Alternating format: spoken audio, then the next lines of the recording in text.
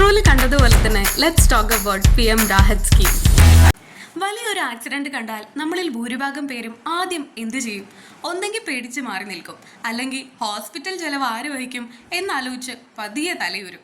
പേടി വേണ്ട, കാരണം ഇന്ത്യയിൽ ഒരു വർഷം ലക്ഷക്കണക്കിന് ആളുകളാണ് കൃത്യസമയത്ത് ചികിത്സ കിട്ടാതെ റോഡ് അപകടങ്ങളിൽ മരിക്കുന്നത്.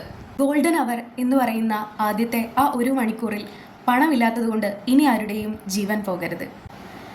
ഇതിനായി നരേന്ദ്രമോദി സർക്കാർ കൊണ്ടുവന്ന ഏറ്റവും പുതിയ ഒരു പവർഫുൾ സ്കീമാണ് PM രാഹത് സ്കീം. ഈ സ്കീം പ്രകാരം റോഡ് അപകടങ്ങളിൽ പെടുന്ന ഏതൊരു ഇന്ത്യൻ പൗരനും 1.5 ലക്ഷം രൂപ വരെ സൗജന്യ അടിയന്തര ചികിത്സ ലഭിക്കും. പ്രൈവറ്റ് ഹോസ്പിറ്റലോ ഗവൺമെന്റ് ഹോസ്പിറ്റലോ എന്ന് നോക്കേണ്ട ആവശ്യം ഇല്ല.